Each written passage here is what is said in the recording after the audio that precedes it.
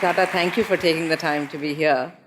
One of the questions I wanted to ask you is that, as we look at the youth, as we look at shaping India, there's a certain integrity, there's a certain ethos that we want to develop over time. And one of the things the Tata House is known for is its integrity and ethos.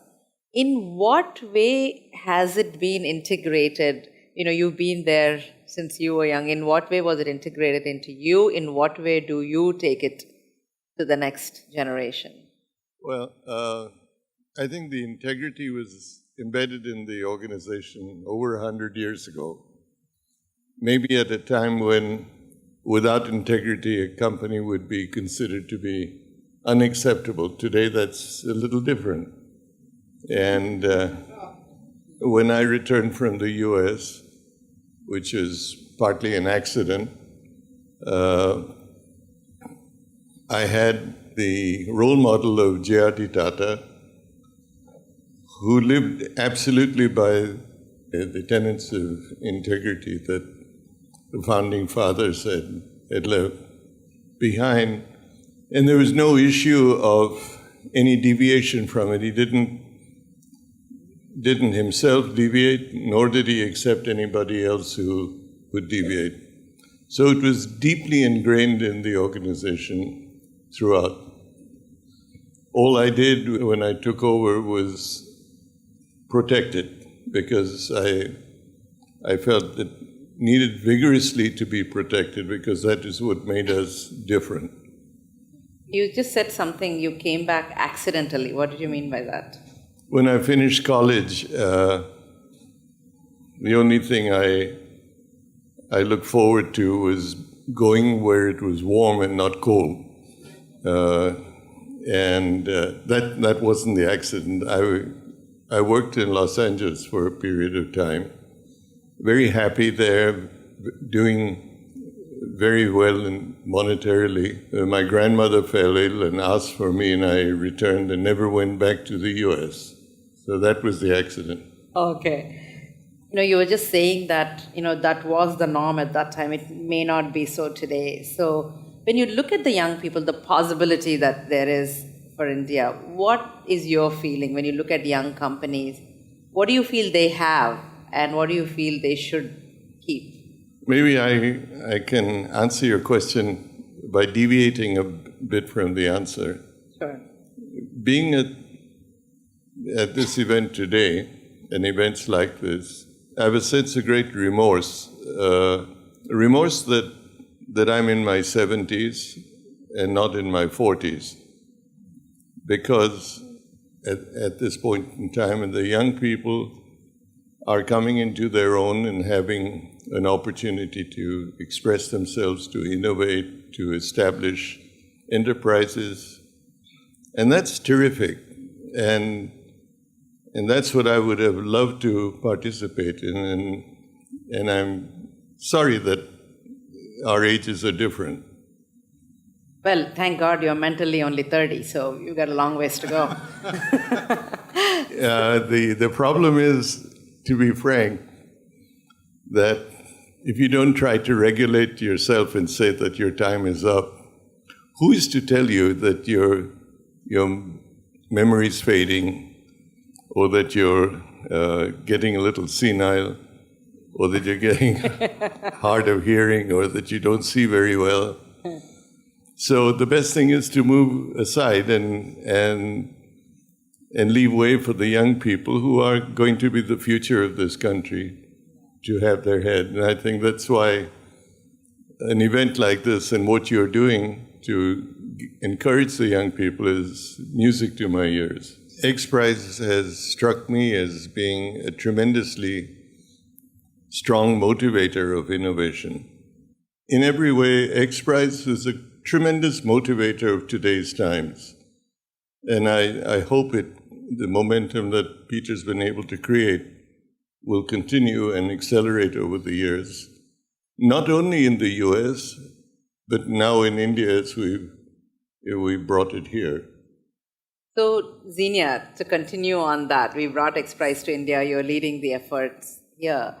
What would you like to see happen? What would you like to have this prize do in the Indian community? I'm hoping that over the next few years, we're able to launch a few prizes in different sectors, addressing what now seems impossible in water, in energy, in how we view and deal with waste, possibly in corruption, women's issues. So hopefully, I'd like to see those few prizes come to fruition pretty quickly.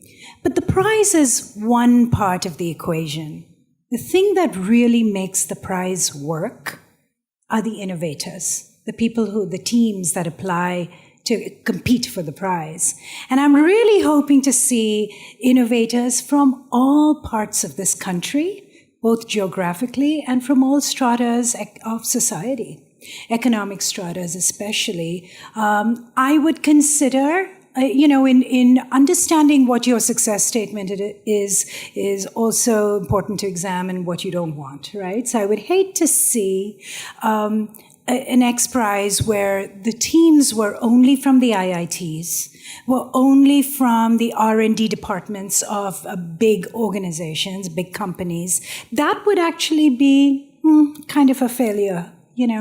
But it would be wonderful to see young innovators, old innovators, innovators that come from the rising billion, innovators that come from rural areas. And then, of course, the challenge for us at X Prize is how do we level the playing field so that those innovators can truly participate? Because it's good enough to say, you have to apply and then you get in, but it's a lot more than that.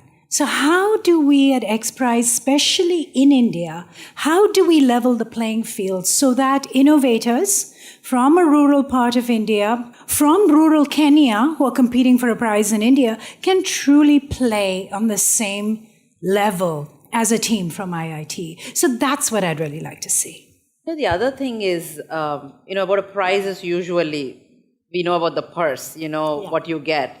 But one of the things that X Prize does in a great way is defining the problem itself. So you want to tell us a little bit about how you go about doing that? Sure. At X Prize, we call ourselves solution agnostic. We don't care.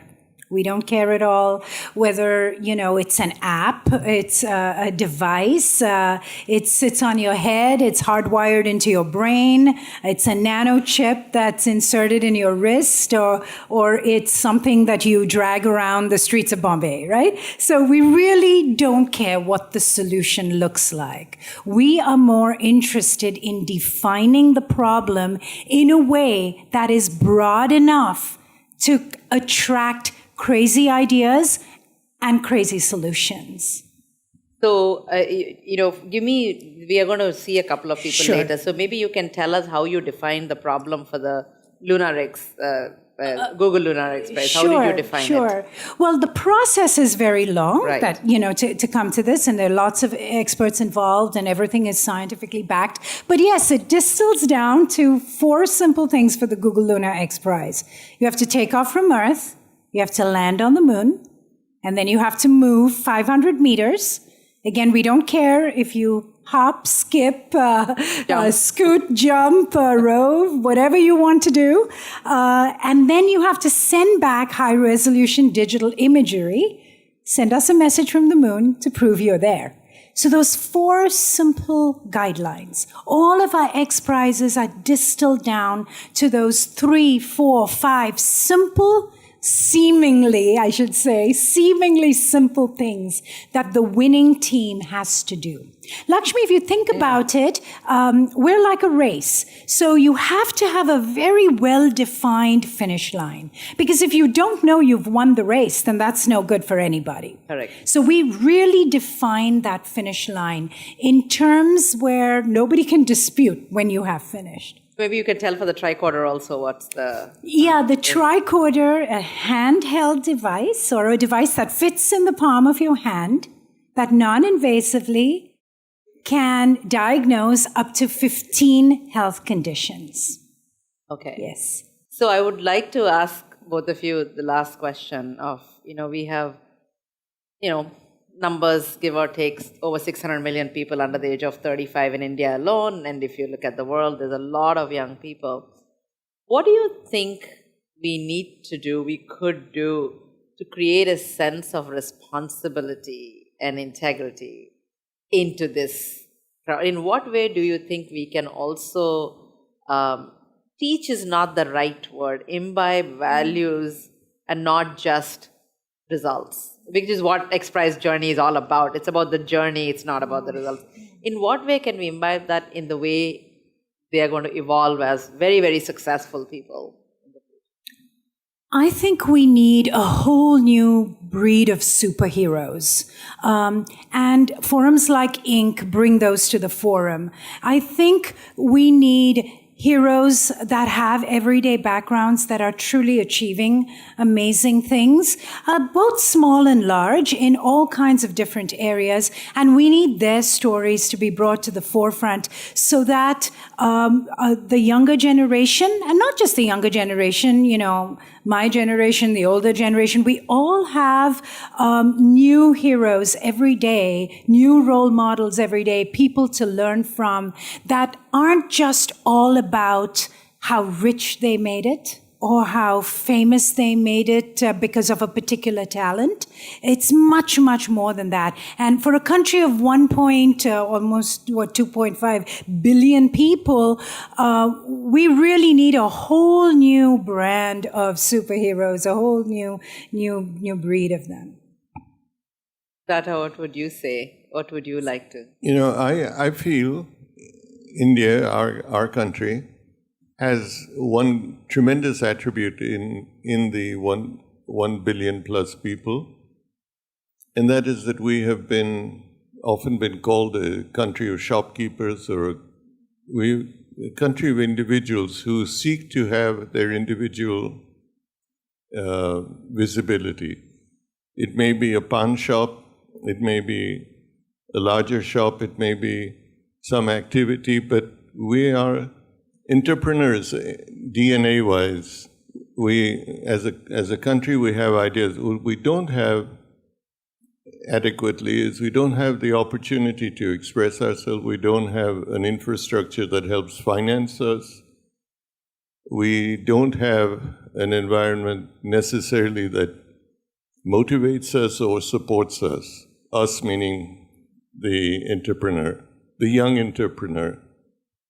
The worst thing that happens to us, I think, is that a young entrepreneur has an idea. It's an idea, it may be a way out idea, and the older person says, how successful has this been elsewhere? How many people have succeeded or utilized it?